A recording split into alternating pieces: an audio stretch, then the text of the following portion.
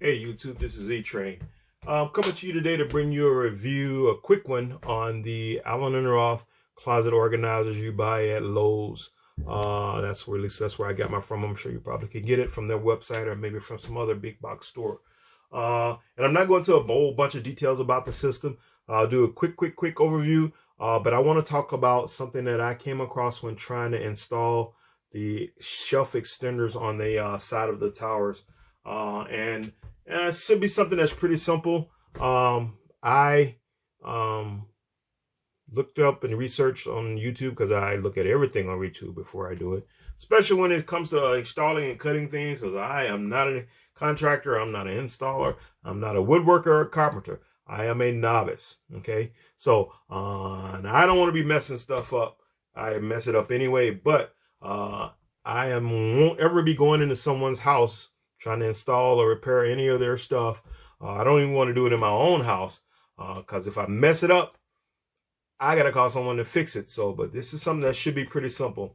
But there's one little thing with this system that I think is a design flaw, and I want to go over it with you guys really quick. If you look at this unit, and here it is, it's a pretty nice unit. Let me back up a little bit. This closet is pretty tight. As you can see, here's the tower, there's the unit, and there's the shelves that come off from each side of the tower. Now, you should be able to install these pretty easily. They come with the hardware, you know, the 4 brackets, the screws. The only thing you have to supply is the anchors. If you have to anchor it into a drywall, and you're not anchoring into a stud, then you have to put in some anchors and use the screws that they provide. But other than that, if you're running into studs, which if you get that lucky, you can actually just use the screws and the brackets. Anyway, I went to do that because it should be pretty simple, right? You take the brackets, this lip is exposed, so you figure you should put a bracket back here, put the bracket back in the back in that little section back there, and you could be done with it. Doesn't work that way, and I'll show you why, and I'll show you from this little piece that I butchered before I figured out what was going on. If you look, this is one of the shelves. You can see there's a lip here. There's about a 1/2-inch lip over the front of that shelf, and you can see it makes that look a little bit more uniform across the front. Now, I know you say that shelf is not sitting flush with the tower. It's not meant to sit flush with the tower. Actually, if you look at the one on Lowe's website, or if you go on Allen and Roth and look at the pictures, that shelf actually sits probably another inch lower. But I like to get mine as flush as possible.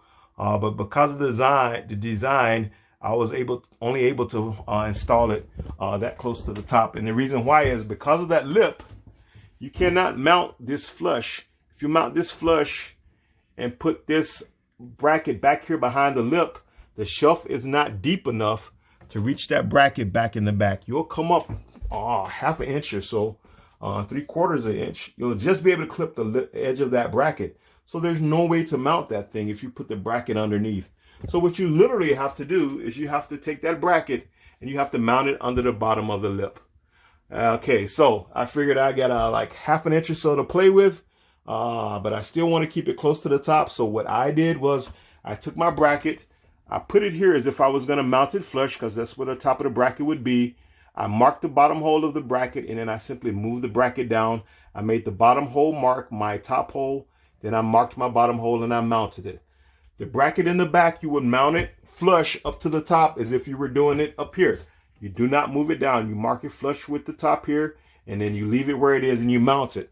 And then when you mount the bracket to the back, to the underneath the lip and to the back of the shelf, then that will be your level. And then you just have to mount the corresponding brackets back here in the back to make sure that everything's level going across. Really simple. It just took me a minute to figure out. I was really pissed off.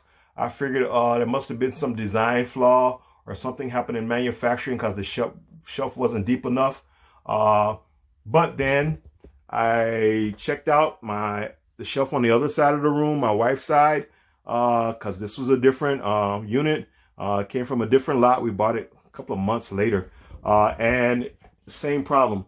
Measured the shelf. The shelf was not deep enough to mount the bracket behind that lip. So I had to do the same thing over here. I had to put it flush with the the tower, mark the bottom hole, make the top hole now, the bottom hole now my top hole, mount the back bracket flush, and then make everything all level on the other side. Once I did that, it came out nice and neat and clean.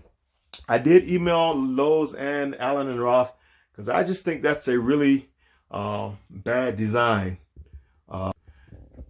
It's just a really, really bad design. The lip looks nice, but they need to come up with another way to mount that. And I know for you experienced guys, that's okay, man, just measure off 1.5 inches.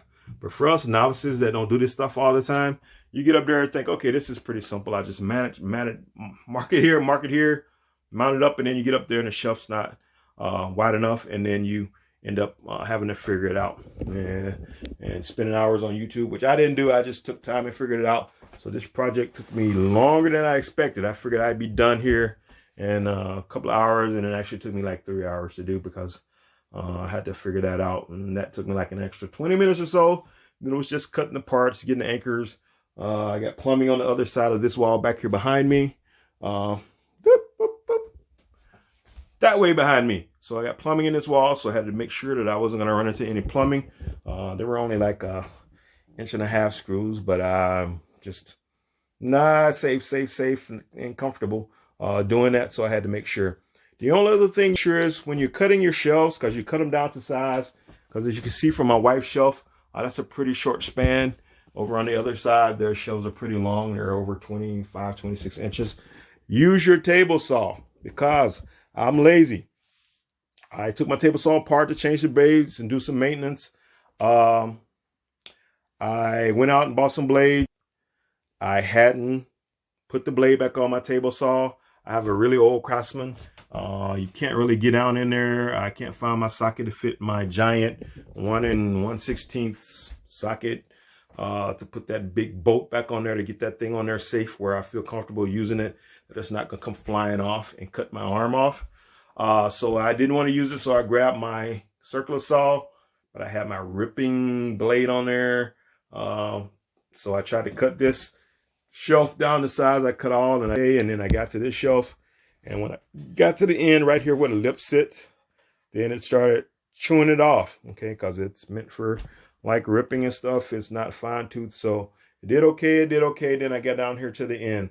Now they do give you a touch-up pin with every unit that you get as part of your hardware package.